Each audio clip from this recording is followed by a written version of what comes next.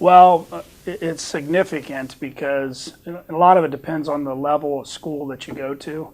If your plans are to be a scholarship athlete at, for example, the NCAA Division I or Division II level, you have certain standards that have to be met by the NCAA, certain core grades, credit hours, those type of things in order to, ACT scores, SAT scores, all those things are taken into consideration before you can be awarded a scholarship. When you get into the private schools, like the Division III level, where there's no money involved, or even the NIAI schools, the non-NCAA schools, it's not as much a factor in terms of having to meet certain standards. Because those private universities have a little more latitude in how they can accept students. And again, an NCAA Division III student is not awarded any athletic scholarship. It's all based on need in academics. But that being said, obviously to be able to get accepted into those schools and to achieve a high financial aid package from those schools, the higher your academic standards are and your scores are, the more probability is a lot higher that you're going to be able to get a better package. And then again, with all that being said, most of your universities, your college coaches are going to look at a student that can sustain academically and has a good academic history, rather than having to deal with that and those setbacks when they get them on campus.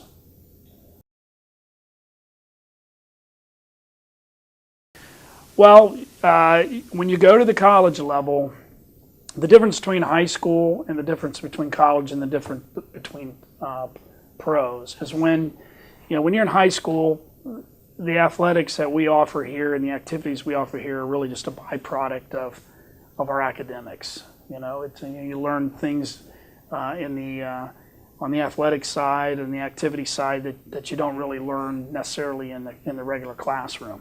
When you get to the college level, it becomes a different thought process in terms of accountability and production. And obviously, when you get to the professional level, it even goes higher because now it becomes an income thing.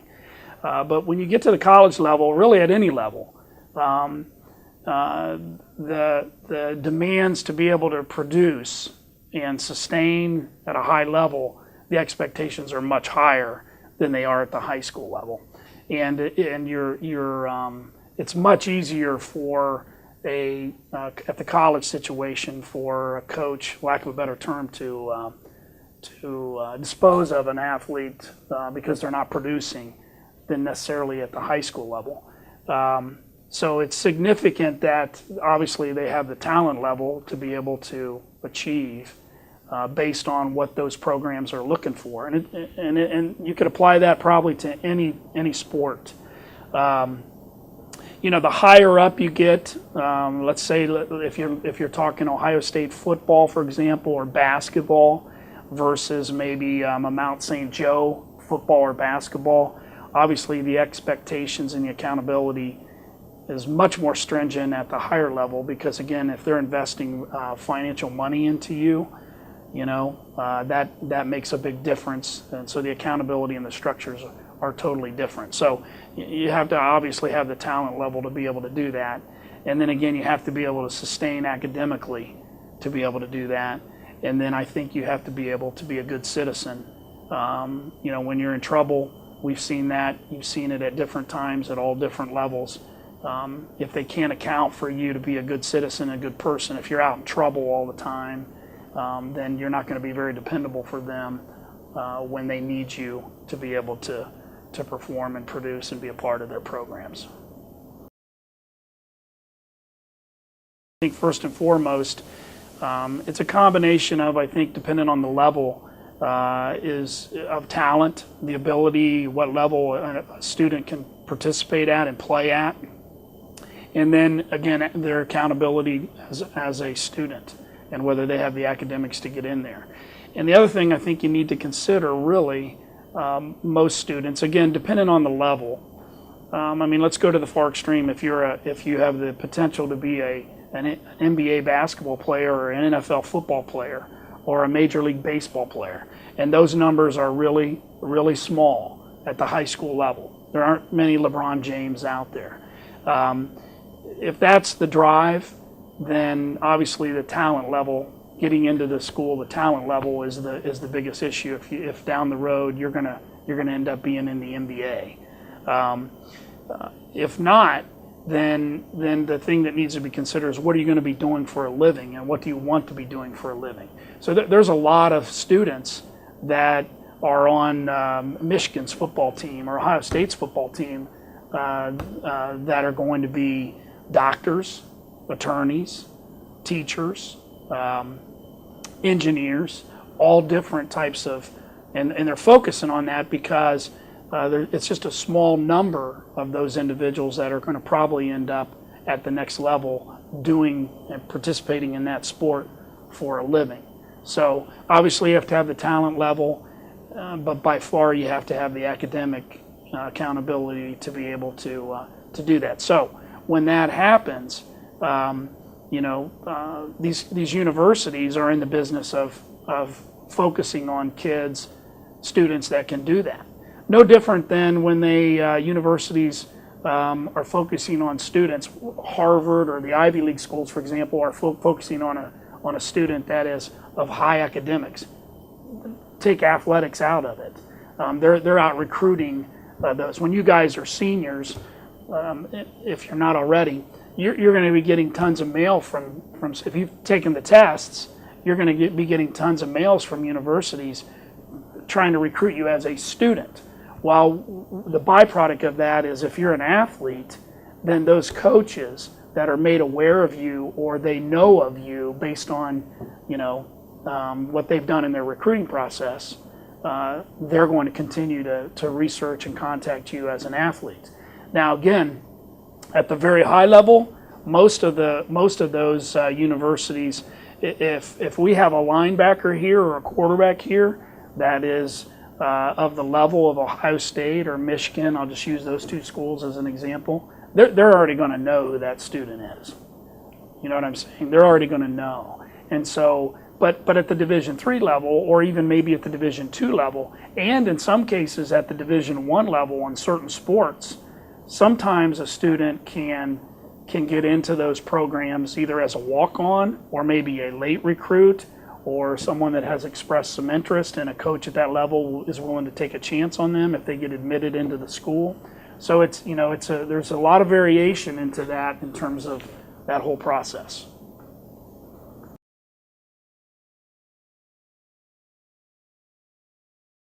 I think first and foremost, academically, you need to be strong. The better student that you are, the more accountable you appear to be, and I think the investment in you is going to be, there's going to be more interest in an investment in a student academically. The other thing too is a lot of the schools, depending on the levels, if you're an NCAA Division I football player or basketball player, for example, the NCAA requires that those schools offer X amount of scholarships. So they're already in place, and they can selectively give those scholarships to certain people.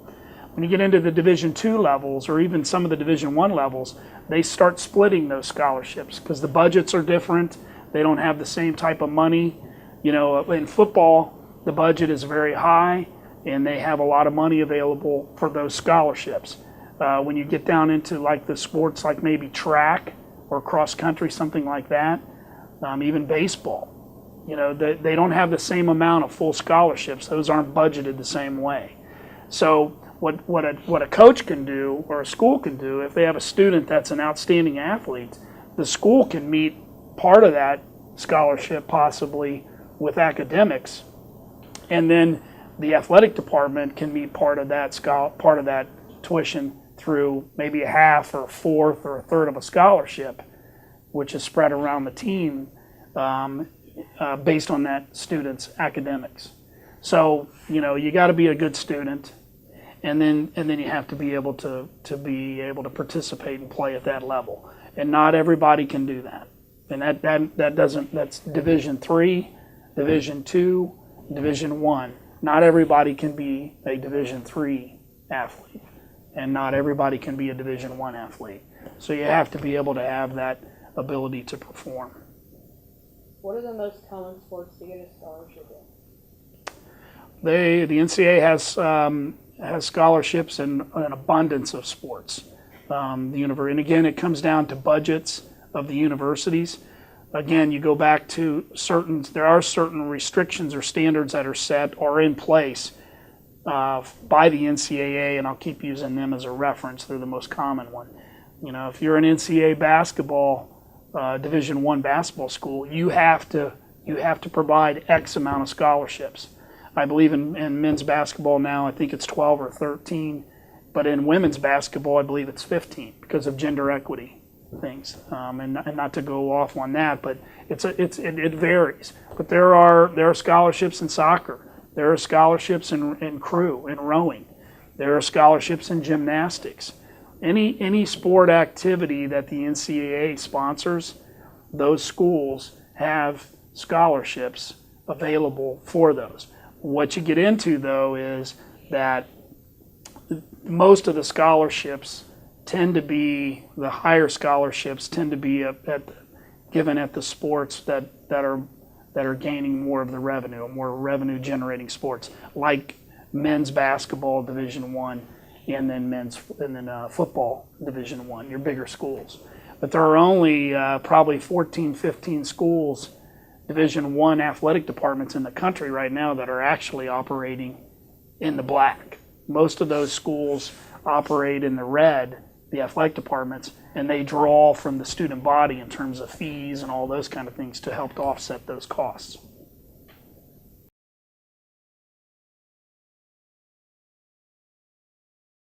Look at a wide variety of things in terms of it. In particular, one, obviously the student needs to be able to perform or have the talent level to be able to be a part of that college program. And then that student has to be able to meet the standards to get accepted, or the NCAA standards to get a scholarship. So those are two right off the top. Then when you go deeper, they want to know what kind of student this kid is. Is he or she a good team player? What's their family background? Do they come from a good family?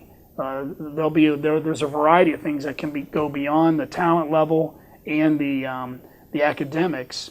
What's the financial support? What do they need in terms of that, which is done through the FAFSA program, the Federal Need Program. They may want to know what that student's high school coach thought of them. Are they coachable? Are they dependable? Those kind of things.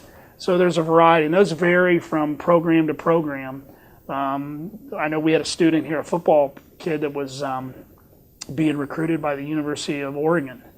And I myself had several calls from that university about that student, seeking our opinion, the opinion of me as an athletic director, about that student in terms of, and it wasn't necessarily directed to football.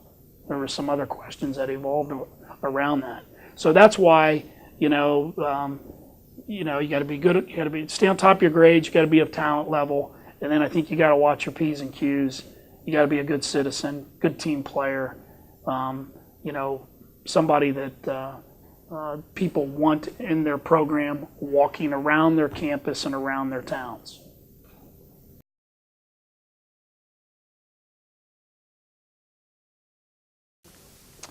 Last year, we had about 53 students that went on to play either Division I, Division II, or Division III, or NAIA sports, which is the other affiliation besides the NCAA. So quite a few students last year, and that's kind of been the norm for us.